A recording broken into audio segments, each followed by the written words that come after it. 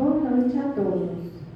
Sejam muito bem-vindos ao terceiro dia de capacitação do projeto A Inserção do Cuidado Paliativo em Diamantina, Minas Gerais, com o tema Capacitação sobre controle de sintomas, náuseas e vômito, obstipação e diarreia, caquexia e anorexia e xerostomia. Inicialmente, gostaríamos de agradecer a todos que contribuíram de forma direta e indireta para a realização deste evento. É de grande importância e significância para todos da equipe LACUP e PET Estratégias. Se você perdeu as capacitações anteriores, poderá ter acesso aos seus conteúdos em vídeos disponibilizados no YouTube do PET Estratégias. A partir de hoje, vamos iniciar o aprendizado sobre os sintomas dos pacientes paliativos, assim como as principais condutas diante de cada um deles. Para compreender um pouquinho sobre esse tema, convidamos a Artemisia Cristi Lima para relatar suas experiências e posicionamentos sobre o tema. A Artemisia é bacharel em nutrição pela Universidade Federal dos Vales do Jequitinhonha, no Mocorim, pós-graduada em nutrição clínica pela Faculdade Metropolitana do Estado de São Paulo, mestre em Ciências Fisiológicas pelo Programa de Pós-Graduação Multicêntrico em Ciências Fisiológicas da UFPJM, especializada em Saúde do Idoso pelo Programa de Especialização em Residência Multiprofissional em Saúde do Idoso na UFPJM, membro fundador e atual colaboradora da Liga Acadêmica de Geriatria e Gerontologia da UFPJM e nutricionista clínica da Santa Casa de Caridade de Diamantina.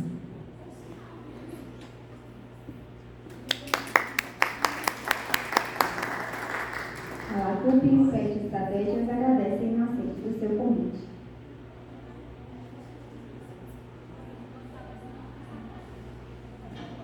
Boa noite a todos. Boa noite a todos. Consegue me ouvir? Já fui apresentada, meu nome é Artemisia. Atualmente eu trabalho na Santa Casa, trabalho no CPI2 e também colaboro com a faculdade na Liga Acadêmica de Geriatria e Gerontologia. Fui convidada para falar um pouco sobre os sintomas, o que pode ser feito para a gente minimizar esses sintomas. Vou esperar o pessoal.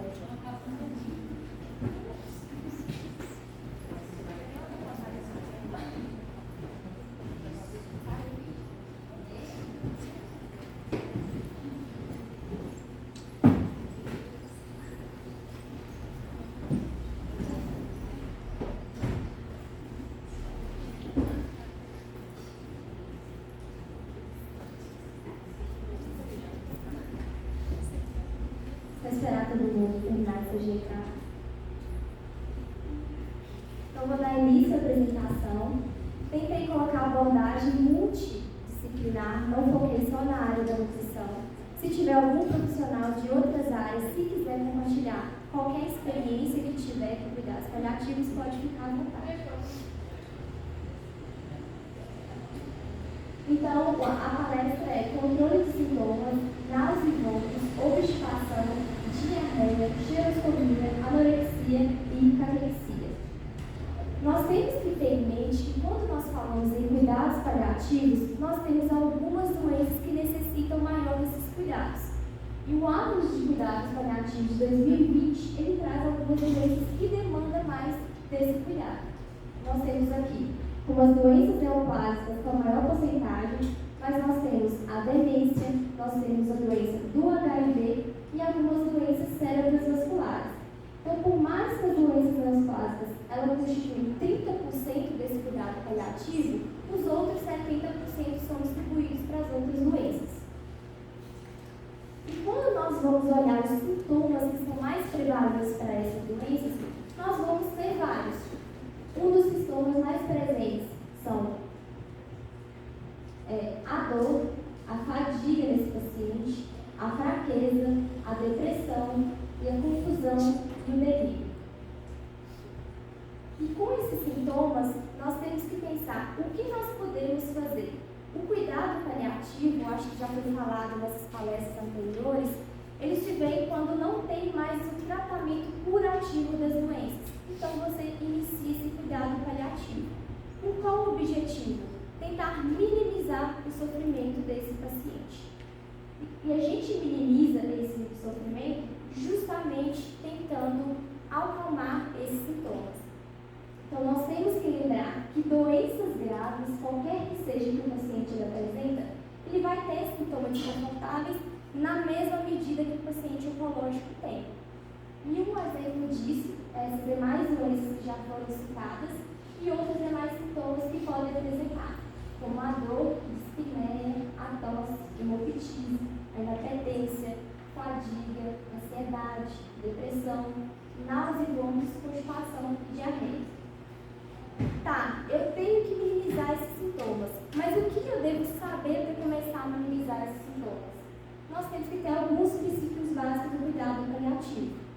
Inicialmente, escutar o paciente, acreditar no seu relato, conhecer os medicamentos que serão utilizados para certificar que esse medicamento não pode estar causando algum malefício para esse paciente, principalmente para a área médica, conhecer e utilizar medicamentos que tenham mais de um objetivo de alívio, para até evitar a polifarmácia nesse paciente. Não tratar tudo com medicamentos, nós vamos ver aqui na aula quais são as outras opções que nós temos para tratamento. Aprender e reconhecer as pequenas realizações e desfrutar delas. Lembrar que há sempre alguma coisa que pode ser feita. Geralmente o que a gente mais escuta em ambiente hospitalar é: não tenho mais o que fazer, eu já fiz de tudo para aquele paciente. Então a gente tem que lembrar que às vezes é um mínimo detalhe que você ajudar, você já consegue melhorar a qualidade de vida do paciente. Ter uma atenção aos familiares e entes queridos, eu acho que isso é o primordial, porque muitas das vezes não é falado de uma forma coerente na linguagem dos familiares o que é o cuidado paliativo, o que está sendo feito para aquele paciente. Ter uma atualização científica e ética.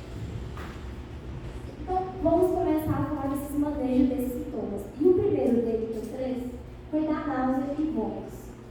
Ele tem uma causa multifatorial e geralmente vai causar diversos malefícios para esse paciente, seja uma complicação física grave, uma deficiência nutricional, um distúrbio eletrolítico, uma desidratação, uma pneumonia por respiração, ou ele pode causar ainda ansiedade e depressão ou exacerbar a ansiedade que o pessoal já possui. O primeiro passo, isso para qualquer área, sem ser a área médica, fazer uma anamnese do porquê desse sintoma. Investigar a sua intensidade, a duração, a frequência, o volume e a qualidade. Quais são os seus fatores de alívio e exacerbação? Nessa hora a gente coloca em prática aquele princípio básico de cuidado, de escutar o paciente de forma correta. Quais são os seus hábitos intestinais, porque a constipação está relacionada a esse sintoma. E quais são as medicações que esse paciente tem uso. Manejo não farmacológico. Iniciando um pouco falando sobre a dietoterapia, nós podemos fazer algumas modificações na dieta desse paciente. A primeira delas, você acrescentar alimentos cítricos para ele, isso faz com que o paciente tenha menos náusea. Evitar alimentos gordurosos e muito doces, porque só o cheiro do alimento já faz o paciente ficar enjoado. Evitar jejuns prolongados. Quando o paciente fica muito tempo de jejum e você dá uma quantidade grande de comida, ele acaba ficando empachado e tendo refluxo gerando a náusea. Aumentar o fracionamento das refeições. O adequado seria fazer de 6 a 8 refeições diárias, mas tudo tem que ser levado em consideração da tolerância desse paciente. Não adianta aumentar também muitas refeições e depois o paciente não tolerar e vomitar. Então tem que ser um fracionamento flexível. No momento da refeição, manter sempre a cabeceira elevada. Então, 30 minutos antes e 30 minutos depois do paciente comer. Refeições em locais arejados, abertos. Lembrar que ele tem que usar roupas confortáveis. Mastigar ou chupar gelo 40 minutos antes das refeições. O gelo ele tem um efeito que faz não sentir tanta náusea. Então, para o paciente que tem náusea, vômito, você colocando um gelo, ou até um gelo mentolado, que a gente vai ver aqui para frente, ele dá esse efeito anti-náusea. Hidratação, principalmente se a hidratação tiver um sabor, seja com limão, gengibre e hortelã. E entrando no tratamento não dietoterápico, regular esse hábito intestinal, como já falei, a constipação é um fator de risco para esses sintomas. Garantir uma boa higiene oral, a odontologia já entra nesse cuidado. O Lucas está aí, né, Lucas? Lucas, que é o odonto lá da Santa Casa, ele ajuda os pacientes nesse cuidado, fornecendo acupuntura, acupressão e apoio psicológico. Como curiosidade da acupuntura, quando a gente vai na literatura, a gente acha alguns achados dos seus benefícios para poder controlar esses sintomas. São contrários. Mas esse primeiro artigo, por exemplo, ele fala sobre a medicina alternativa para poder minimizar os sintomas da náusea e vômitos utilizando a acupuntura. Ele utilizou pacientes com uma carga de sintomas, mas não viu que teve um efeito benéfico. Já nesse segundo artigo, ele se perguntou: será que a compressão ela pode reduzir a náusea nesses pacientes com cuidados paliativos? Quando ele comparou com o controle, as pulseiras de compressão não teve um efeito benéfico também. No entanto, nesse outro artigo, no qual foi desenvolvido um protocolo bem validado utilizando a compressão, e ele fez os estudos em pacientes que tinham uma náusea de vômito para pacientes em quimioterapia, ele viu que foi possível reduzir a incidência, a frequência e a gravidade e a duração. É controverso na literatura em questão de ser validado o efeito, mas para um paciente em cuidados paliativos é uma outra opção que você pode utilizar para minimizar esse sofrimento do paciente. Quando se fala em tratamento farmacológico, o que deve ser levado em consideração? Quais são os medicamentos que podem estar causando esse desconforto, inflamação, comorbidades, se o paciente está fazendo a quimioterapia, se é devido a algum distúrbio de motilidade, estase gástrica, obstrução intestinal, se é um aumento da pressão intracraniana, uma causa vestibular, uma irritação gástrica ou se é uma causa multifatorial. É importante você definir a causa para você atingir a causa e não utilizar medicamentos que podem causar algum efeito colateral para esse paciente. E quais são as medicações que podem ser utilizadas? Nós temos medicações de primeira linha, segunda linha e terceira linha. Os mais utilizados são medicações de primeira linha. Entre eles, tem a metoclopramida, a domperidona e a docetrona, que são os mais utilizados. Só que quando o médico vai prescrever, ele tem que pensar: será que eu estou prescrevendo uma medicação que pode causar um efeito colateral no paciente? Então, nós temos aqui principalmente a constipação, que é um dos sintomas que nós vamos falar que causa sofrimento para esse paciente. Nós temos os medicamentos de segunda linha e terceira linha, mas não são tão utilizados. Falando um pouco sobre a obstipação, que é o medicamento que traz o tratamento da náusea e vômito pode ocasionar, como a náusea e vômito, primeiramente, você tem que buscar essa causa do porquê que esse paciente está obstipado, se é devido ao uso de opioide, que é utilizado para dor, que causa constipação crônica, se é devido ao uso de NSAIDs, benzodiazepínicos, nutricílicos, anticonvulsivantes, antieméticos, que nós falamos agora, ou antiácidos ou diuréticos. Ou se é efeito secundário de outras doenças, um paciente que está desidratado, tem uma imobilidade, um hipotireoidismo, ou esse paciente que tem hemorroidas, doença de Parkinson, são várias doenças que podem ocasionar esse sintoma. Ou se é devido a algum presente de tumor, ou uma causa neurológica ou hipercalcemia. Descobrindo a causa desse paciente, você já pode fazer uma outra investigação. Mas antes disso, como que era o arco intestinal do meu paciente? Era um paciente que já evacuava todos os dias? Era um paciente que tinha dificuldade de ir ao banheiro? É um paciente que é acamado? Então, inicialmente, você procura comparar como que era o habitual desse paciente para ver como que está atual. E olha se esse paciente já teve algum uso de laxativo prévio, se teve algum efeito benéfico com esse laxativo. O tratamento da constipação tem que ser individualizado, porque se é um paciente acamado, se é um paciente que ele deambula, ou um paciente que está em uso de uma medicação que pode ocasionar esse sintoma. Qual que é o nosso manejo não farmacológico? Para o paciente que consegue deambular até o banheiro, nós podemos utilizar um banquinho. Não sei se vocês já viram qual que é a forma correta de evacuar. Na verdade, nós temos que ficar numa posição agachada, em vez de ser a posição que a gente fica no vaso. Então, coloque esse banquinho para o paciente para ver se vai auxiliar. Assegurar que o paciente tenha privacidade e acesso ao banheiro. Acho que esse é o principal quando se fala em pacientes em cuidados paliativos. Muitas das vezes o paciente está ok. Ele está acamado, está usando fralda, depende de uma pessoa para limpeza. Mas para os pacientes que têm essa possibilidade de ter esse acesso ao banheiro, de de uma forma sozinho, você coloca o paciente no banheiro sozinho, né, de forma segura, e deixa ele tentar fazer. O uso de fralda, se for possível não utilizar, seria adequado, mas muitas das vezes nós sabemos que isso é impossível. Reeducação do hábito intestinal. Será que esse paciente está indo no banheiro nas mesmas vezes que ele costuma ir, no mesmo horário? Ou é um paciente que às vezes tem vontade de ir no banheiro, mas não pede para a pessoa levar ele, ele acaba inibindo aquele desejo e acaba ficando constipado. Manejo não farmacológico pensando na dietoterapia. Quando nós pensamos em constipação e cuidados paliativos, geralmente a dietoterapia não vai ter um efeito tão rápido e benéfico, devido a esses fatores que estão relacionados. Mas nós podemos tentar fazer algumas modificações. Estimular o consumo de alimentos, preparações de sucos e fibras com característica laxativa. Nós podemos fazer complementação com fibra, sempre iniciar com 15 gramas, depois 25, 30, aumentando à medida que o paciente consegue tolerar. Tem a importância da hidratação, com muita água, suco, porque senão a fibra ela vai fazer o efeito reverso, vai gerar maior constipação. Alimentos laxativos como ameixa, mamão. Utilizar o azeite de oliva, então você pode colocar o azeite de oliva na comida do paciente, ou se ele tolerar, dar ele de jejum com uma colher de sopa. Evitar o excesso de massa, batata, banana prata, goiaba, farinha, que são alimentos constipantes. Só que, como eu já havia falado, a fibra ela tem um tratamento fraco para esses pacientes que estão em cuidados paliativos. Porque vai depender da motilidade intestinal preservada e da grande digestão de líquidos. Então, às vezes, você está querendo fazer um benefício, mas ela vai acabar gerando para ele uma distensão abdominal e um desconforto maior.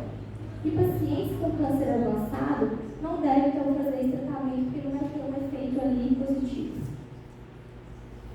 Pensando no manejo farmacológico para quem é da medicina, eles têm que ter algumas pontuações em mente. A primeira dela, dosar a medicação de acordo com a resposta desse indivíduo, usar os laxantes de primeira linha, fazer com que esse paciente primeiro se movimente e tenha adequação da dieta, verificar as preferências do paciente para fazer essa modificação e quando está em uso de opioide, ele tem que prescrever o laxante justamente para poder evitar esse efeito adverso. Pensando no consumo de fibras, então você tem um papel limitado, então você deve pensar se é utilizado ou não. Revisar a dose do laxativo quando a medicação opioide ela é iniciada ou alterada. E lembrar que laxantes estimulantes não devem ser utilizados em caso de obstrução intestinal. E os medicamentos por via retal devem ser evitados sempre que possível. Aqui é um esquema, acho que ficou pequeno, não sei se dá para todo mundo ver, mas é um fluxograma mostrando como que é o tratamento da obstipação da doença avançada. Então, inicialmente, se o paciente tem constipação e ele tem a condição de ter essa mudança do estilo de vida, né, essa mudança de dieta, ou modificação de privacidade, trazendo um conforto maior de constipar, você pode fazer essa modificação. Mas se o paciente não tolera essas modificações do estilo de vida, você vai utilizar os laxativos orais. Não deu certo os laxativos orais, você tenta a modificação desse laxativo utilizando outro melhor. Não deu certo com o laxativo, nós vamos ter que ir para o tratamento retal com o uso de alguns estimulantes. E se não deu certo com o tratamento retal, nós vamos verificar se esse paciente que está em uso de opioide, ele tem um laxativo ali associado junto. Então, a primeira linha do tratamento inicial é você utilizar um estimulante ou emoliente. Isso faz com que as fezes desses laxantes desçam mais corretamente ou deixem ela um pouco mais deslizar para o paciente. Na segunda opção, nós temos o laxamento osmótico, o macrolol muito utilizado, não sei se vocês conhecem. PEG 4000, Mubilax, já ouviram falar? Lactulose. O lactulose geralmente aqui é os mais utilizados, mas nós temos essa outra opção do PEG. Cada um vai ter seu prós e contras, mas são suas primeiras opções de tratamento. Não deu certo com o laxativo oral, nós vamos tentar o tratamento retal. Como que é o tratamento retal? Tudo vai depender do quanto essa fezes está amolecida ou está endurecida. Se estiver amolecida, nós usamos o supositório. Se estiver endurecida, nós usamos o enema glicetinato, que é mais conhecido como Clistel. Já ouviram falar? Se o paciente uma constipação severa por opioide, você pode colocar uma medicação laxante juntamente para reduzir esse sintoma. Como a medicação da literatura, ela indica naltrexona, ela tem um efeito rápido, cerca de 30 a 4 horas, por isso que quando você dá para o paciente, você já tem que ter em mente que tem que levar no banheiro mais fácil. Se for aplicar, mas tem que ter um porém. Ele é um paciente, como ele é antagonista do opioide, o que o opioide faz? Reduz a dor do paciente. Então pode ser que você acaba trazendo um benefício maior da constipação, mas você acaba tirando aquele efeito de minimizar a dor. Na literatura é trago outros medicamentos que são antagonistas dos receptores que fazem esse efeito da prevenção e redução do sistema de constipação induzida por opioides. Então, quem é da área médica pode estar utilizando essas medicações de acordo com o quadro do paciente. Então, aqui é um quadro mostrando como pode ser utilizado, como você pode utilizar o imunobiente ou lubrificante, que é um óleo mineral. Mas tanto o óleo mineral como o azeite, que eu falei que pode ser utilizado para esse paciente, para um paciente idoso que tem mais risco de respiração, você deve ter cuidado, porque senão você pode ocasionar uma pneumonia lipoídica nesse paciente. Esse paciente acaba piorando o quadro. Usar laxantes osmóticos ou alguns estimulantes, o tratamento retal ou utilizar o antagonista do opioide. A diarreia. Da mesma forma, é você investigar qual que é a causa dessa diarreia. Então, inicialmente, você tem que rever a dieta, rever as medicações que são utilizadas, se é laxativo, um antibiótico, um antiácido de magnésio, e excluir uma causa infecciosa. Aqui é só um esquema que mostra como que pode ocorrer uma diarreia no paciente que está em cuidado da quimioterapia. Quando o paciente faz a quimioterapia, ele acaba alterando essa microbiota intestinal. Então, ele acaba levando que tenha bactérias entrando na nossa barreira aqui do intestino. Além disso, você vai gerar mais secreções epiteliais e esse paciente acaba tendo um processo inflamatório gerando diarreia. E qual que é o nosso manejo não farmacológico?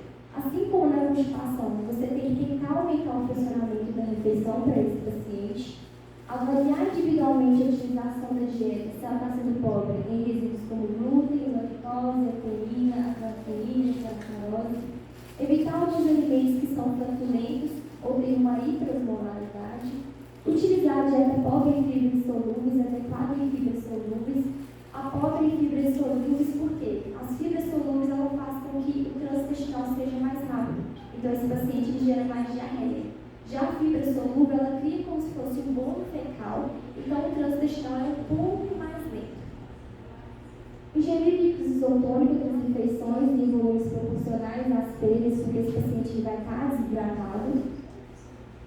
Com o manejo não farmacológico, inicialmente, devem ser substituídos os líquidos eletrônicos de administração de agentes diarreicos.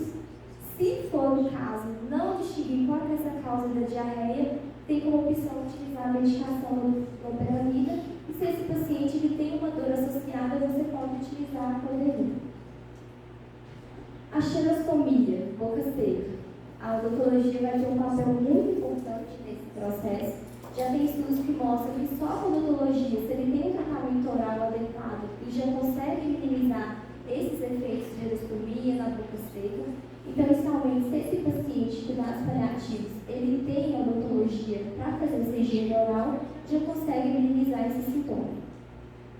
Mas com o tratamento não farmacológico, pensando na dietoterapia, fazer com que esse paciente ele ingira mais líquidos durante as refeições para poder umedecer essa boca, adequar a consistência dos alimentos conforme a aceitação desse paciente, então colocar alimentos mais umedecidos, colocar mais água, sucos, sopas, usar gotas de limão nos alimentos, saladas e bebidas. Quando você coloca algo cítrico na boca do paciente, isso estimula a salivação e faz com que ela fique menos seca. Usar balas cítricas mentoladas com redução de açúcar, mastigar ou chupar gelo feito de água de coco e suco de fruta natural. E essas medidas, quando você pensa principalmente no gelo, faz diferença de como você utiliza esse gelo. Esse artigo ele fez um estudo mostrando, comparando como que foi a utilização de um paciente com cubos de gelo de menta e como foi o tratamento desse paciente do controle da xerostomia e da boca seca, usando somente gelo simples. E o que eles verificaram?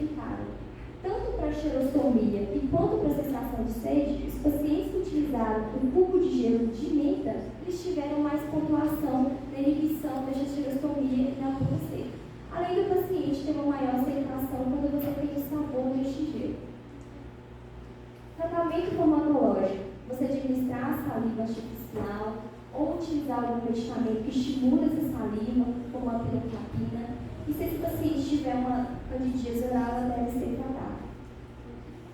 Entrando agora na anorexia e cachexia, eu acho que ela é um dos principais sintomas que está presente, né, que causa maior mortalidade em pacientes em cuidados paliativos. A anorexia, ela é definida quando você tem uma diminuição da vontade de comer ou perda de ausência de apetite, e ela pode ter várias causas nesse paciente que tem cuidados paliativos. Se é um paciente que tem tratamento oncológico, ou um paciente que tem esvaziamento gástrico deficiente, que vai ter aquele sintoma de empachamento, não consegue comer, ou é um paciente que está em uso de uma medicação, um opioide, se ele tem uma má higiene oral, se é um paciente que tem uma alteração do paladar ou do olfato, nós sabemos que o paciente, cuidados paliativos, principalmente o paciente idoso, já vão ter essa alteração do paladar, né, de forma natural no envelhecimento. Se ele tem uma ansiedade, uma depressão, é um paciente em delírio, que tem uma demência, ou se é um paciente que vai ter um sintoma da náusea. E quando o paciente ainda tem uma neoplasia, né, que é um tumor, ele tem um processo inflamatório muito grande, com liberação de citocinas pró-inflamatórias, que vai agir em diversos sintomas. E agindo tanto no cérebro, no tecido adiposo, no tecido muscular, no pâncreas, no nosso intestino, no coração, ele faz com que acaba gerando um gasto maior de energia e tem a síndrome que nós chamamos de síndrome de cachexia. A síndrome de cachexia, ela vai ter algumas etapas. Inicialmente, ela pode ser uma pré-cachexia, quando esse paciente ele tem uma perda de peso maior que 5% e tem uma perda de apetite associada a alterações metabólicas, ou já tem uma cachexia instalada, quando ele tem uma perda de peso maior que 5%, um IMC menor que 20% e perda de peso maior que 2%, ou quando esse paciente ele tem sarcopenia. A sarcopenia é quando o paciente ele tem uma menor desempenho físico, uma menor força, uma menor massa corporal. E quando tem uma perda de peso menor que 2% associada a uma redução da ingestão alimentar e uma inflamação sistêmica. Quando o paciente ele entra na cachexia refratária, a gente fala que é uma cachexia que não tem mais como você voltar àquele quadro antigo do paciente, é quando o paciente ele tem um alto catabolismo, não é possível o tratamento da distância, ele tem então baixo empenho para poder voltar a esse estado nutricional e a expectativa de vida dele é menor que 3 meses. Então esse paciente ele vai encaminhando para a morte devido a esse quadro. Aqui é uma foto de um paciente que tem a cachexia. Nós temos que lembrar que quando esse paciente ele tem essa síndrome, ele tem um metabolismo muito grande e é independente do paciente se ele tem ali uma deposição de gordura, porque às vezes o paciente, quando tem esses estereotipos de deposição de gordura, mas ao mesmo tempo ele tem uma baixa massa muscular, independente do paciente que ele já tem uma baixa muscular. Quando você entra no hipermetabolismo, dificilmente você consegue reverter esse quadro. E quando nós falamos de desnutrição e cachexia, para poder prevenir, né, para você tratar, você teria que pensar como que era também esse paciente antes. Sabe que esse paciente já tinha uma sarcopenia, uma desnutrição? Hoje em dia, a sarcopenia e a osteopenia estão muito presentes em pacientes idosos, em pacientes em cuidados paliativos, por diversos motivos, por processo inflamatório, ou seja, um paciente que já tinha uma inatividade física, uma baixa injeção de vitamina e cálcio, uso de corticosteroide, ou a própria idade, ou desbalance hormonal, baixa ingestão de proteína, ou várias comorbidades associadas. Então, quando esse paciente ele já tem uma sarcopenia e acaba tendo uma doença grave, já os cuidados paliativos, ainda tem vários sintomas associados, como os sintomas que nós citamos, dificilmente você consegue reverter essa síndrome. Mas a literatura, ela traz alguns suplementos que podem ser utilizados para esses pacientes para poder tentar minimizar esse risco e tentar minimizar essa perda do estado nutricional. Hoje em dia nós temos alguns suplementos como a creatinina, o whey protein, a leucina e a vitamina D, que podem ser utilizados nesses pacientes. Além disso, disso, na literatura ela já vem trazendo que em alguns pacientes, que têm sarcopenia, se você faz o tratamento adequado com proteína, leucina e outros suplementos, você pode garantir que você consegue minimizar esse quadro. Mas olha que interessante quando a gente olha em uma doença específica, que é a demência. Na demência a gente só tem escrito assim, suporte nutricional, porque isso não vai se encaixar para todos os pacientes que têm uma síndrome, vai depender do que o paciente tem de doença. E quando nós falamos em cuidados paliativos, nós temos que levar uma grande questão quando se fala do estado nutricional. Qual que vai ser o meu objetivo de triar esse paciente e de fazer uma avaliação nutricional? Quando nós pensamos em um paciente que está numa expectativa de vida maior que 90 dias, nós podemos ter como objetivo promover uma melhora da qualidade de vida, prevenir ou minimizar brechas nutricionais, como reduzir complicações de desnutrição, oferecer uma energia, fluidos, nutrientes em quantidades corretas para manter adequado estado nutricional e retardar a progressão da desnutrição. Quando nós pensamos em expectativa de vida igual ou menor que 90 dias, ela é considerada o mesmo critério. Mas quando nós pensamos em um paciente que já está em cuidado de vida, o nosso objetivo vai ser promover a melhoria da qualidade de vida, aliviar os sintomas que esse paciente apresenta e promover um conforto e bem-estar. Como iniciar o nosso tratamento nutricional? Por via oral do paciente, nós temos algumas opções. Inicialmente, é você adequar essa dieta do paciente de acordo com a sua demanda e a sua tolerância, sempre levar em consideração qual que é a preferência alimentar desse paciente, modificar ela de acordo com os sintomas que o paciente apresentar, se é a diarreia, constipação, a disfagia, disfagia. A consistência da dieta, ela tem que ser um trabalho junto com a fonoaudiologia para ver se esse paciente ele tolera essa dieta ou é um paciente que tem uma dificuldade para deglutir. A especificidade dessa dieta. Será que realmente um paciente diabético que tem cuidados de finais de vida, eu preciso dar uma dieta que vai ter uma restrição, por exemplo, de açúcar? Vou ter que dar uma restrição que tenha menos lipídio ou uma dieta específica para quem tem uma doença renal crônica? Então, isso deve ser repensado, isso deve ser utilizado. Mas como fazer para esse paciente que come pouco, que tem anorexia e que tem a síndrome de anorexia, tentar minimizar esse quadro? Nós tentamos aumentar o aporte calórico desse paciente com uma menor ingestão de alimentos.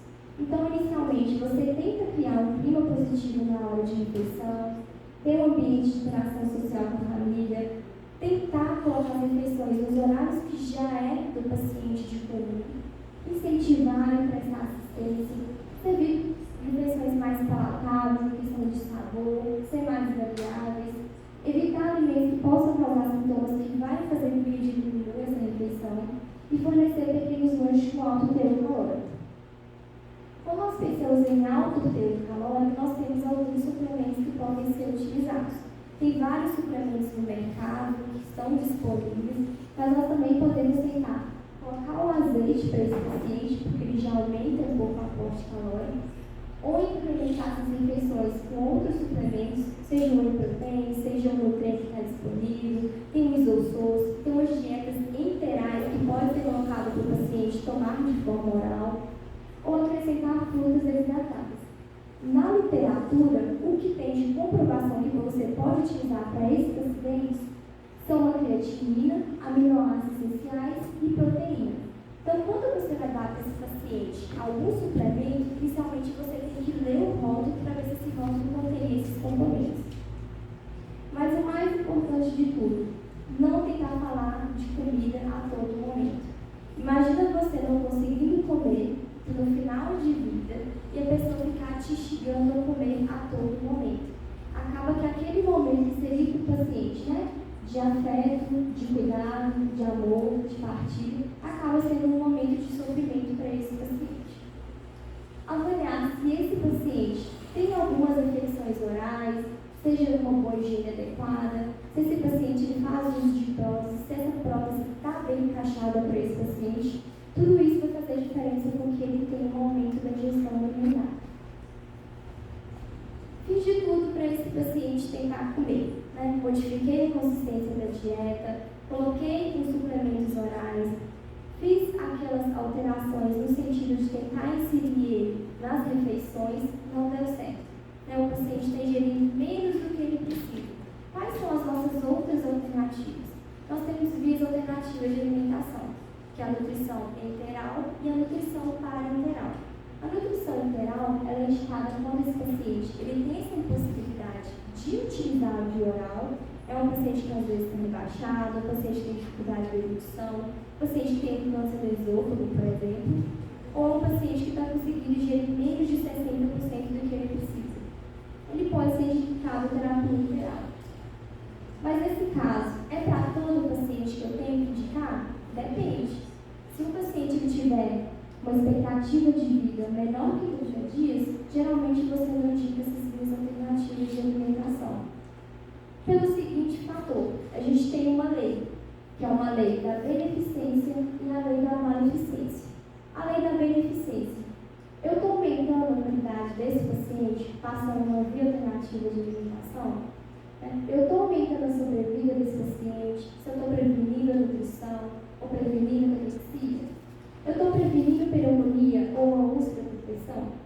Se for algo que vai causar um benefício para o paciente, você pode pensar. Mas nós temos que pensar na lei da não maleficência. Será que eu estou gerando uma sobrecarga de volume nesse paciente? Ou será que eu estou aumentando o risco desse paciente expirar ou o risco do paciente ter infecção? E quando nós falamos da indicação de terapia nutricional, o que nós falamos no final de vida? Não há benefício quanto ao uso de terapia nutricional nesse momento. Intervenções que não promovam o conforto estão contraindicadas. Então, você entender qual que é a fase dessa doença, se é uma fase inicial, se é uma fase que está no final de vida, vai fazer com que você tente não fazer tratamentos excessivos e tratamentos necessários só vai gerar mais sofrimento para esse paciente. E quando a gente fala em cuidados paliativos e nutrição, é sempre um pouco polêmico, vamos dizer.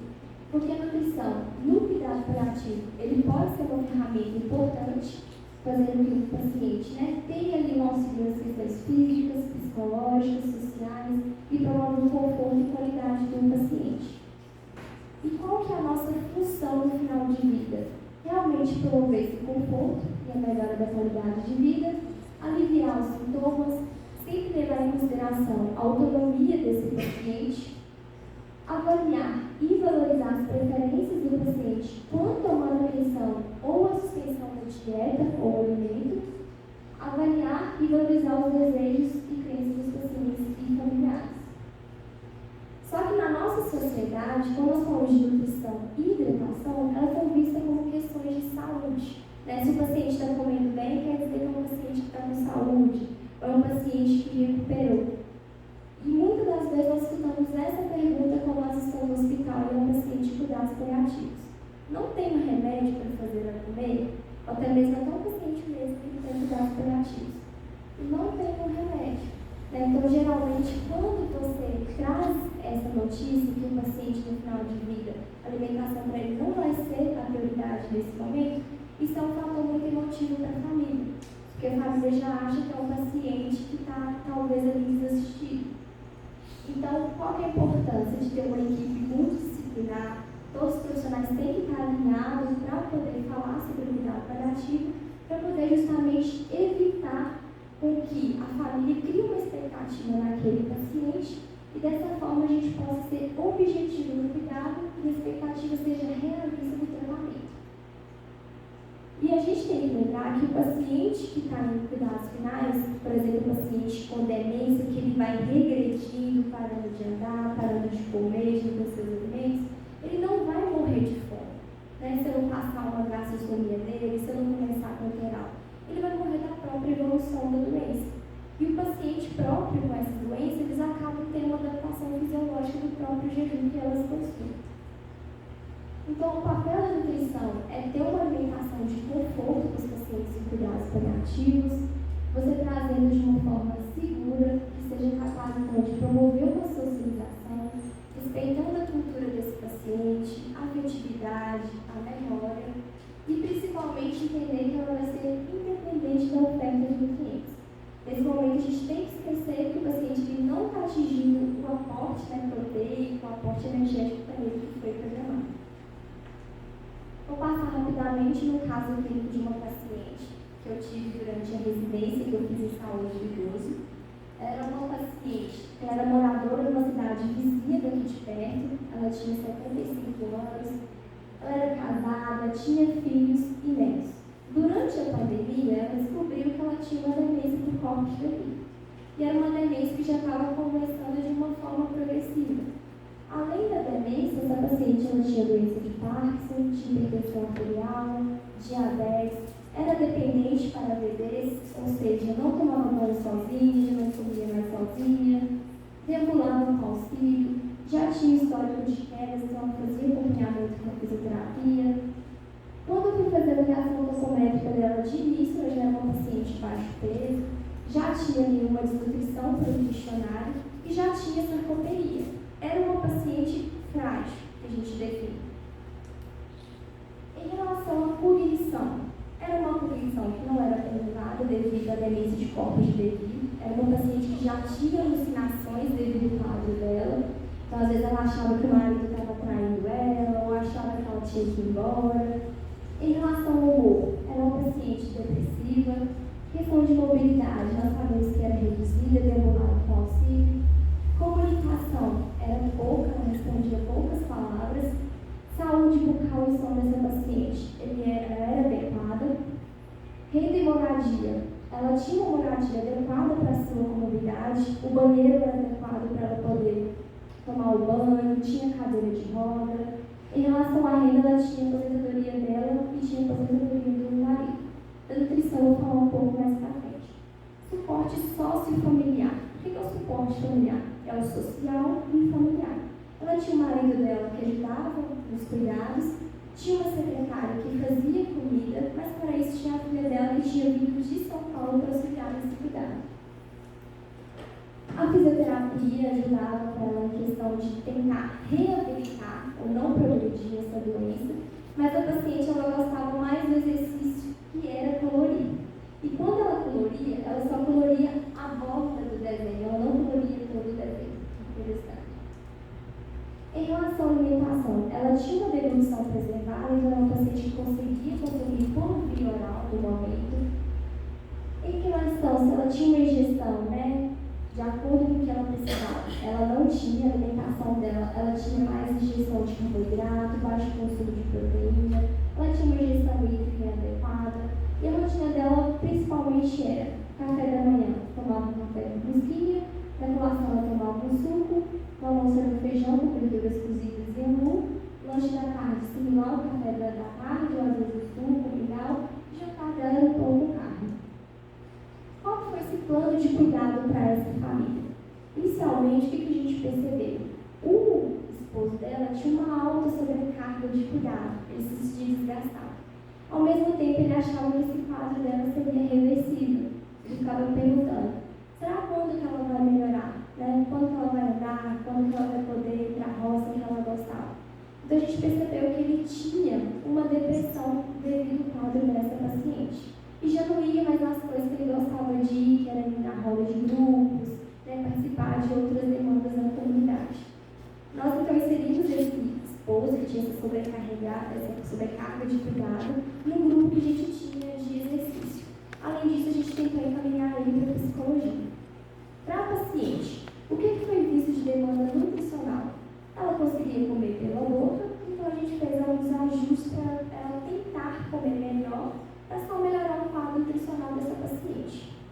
Estava tudo perfeito, a paciente estava comendo bem, recuperou o estado nutricional um pouco, ganhou um peso.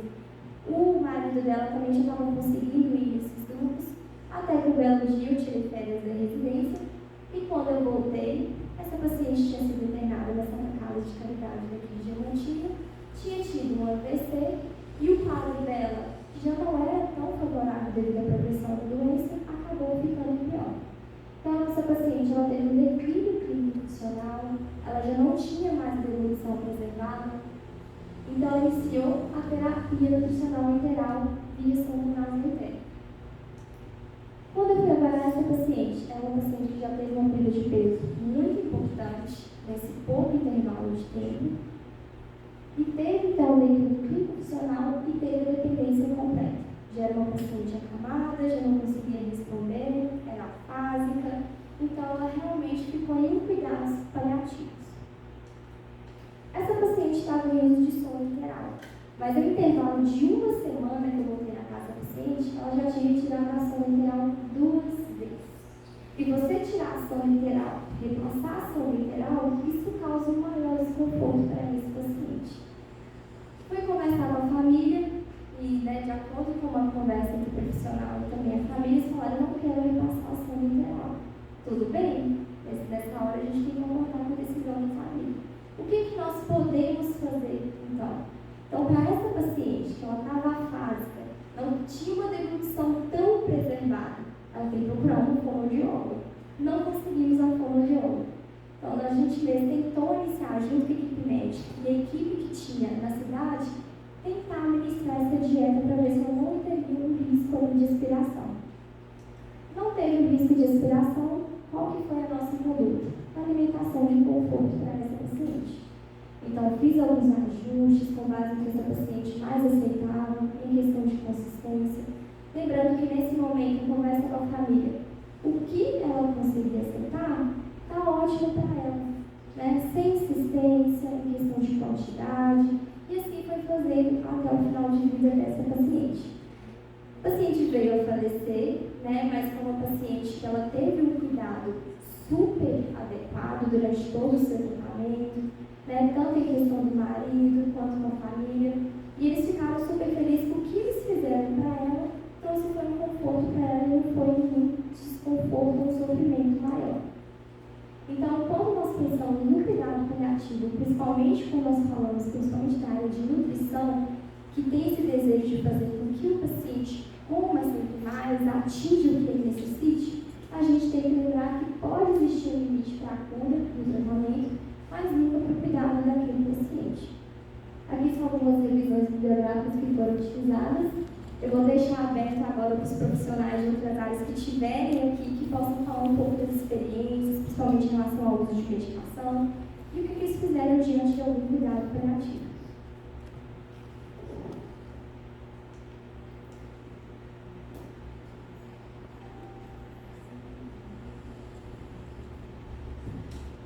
Alguém gostaria de fazer algum comentário?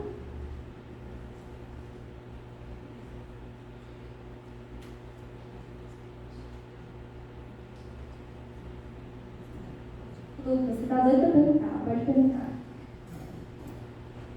Só falando da parte da xerostomia, que a gente tem algumas coisas além da saúde artificial, A gente tem o uso de parafina, vela mesmo caseira, que a gente pode ter o paciente para ficar rodando ela na boca com a língua, que estimula, e o uso de boca de mascar sem açúcar.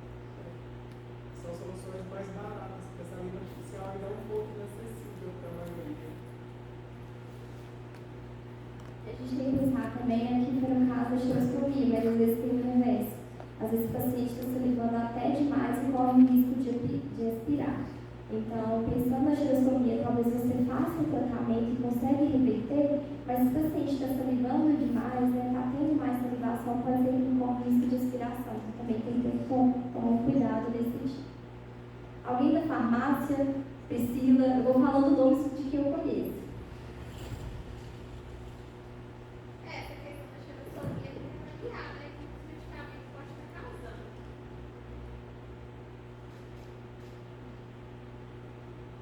Larissa, fisioterapeuta. Nesse caso, a gente trabalhou de campo, a gente sabe quanto foi difícil. Nesse ano que teve esse declínio dessa paciente, era muito difícil trabalhar tanto com a paciente quanto com a família, e entendimento do que estava acontecendo. Entender o que era o cuidado paliativo, o que era a evolução da doença dessa paciente. Foi um avanço muito rápido, a gente estava com ela bem, ela estava evoluindo bem rápido, a gente teve uma vez que foi muito acessível. Uma coisa que aconteceu que a paciente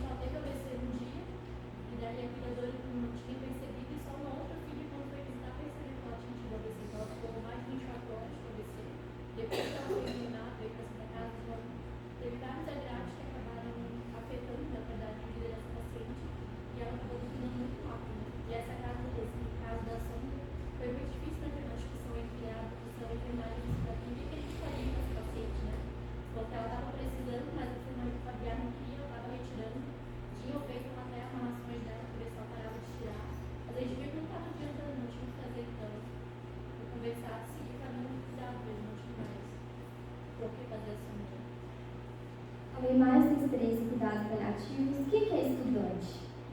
Levanta a mão.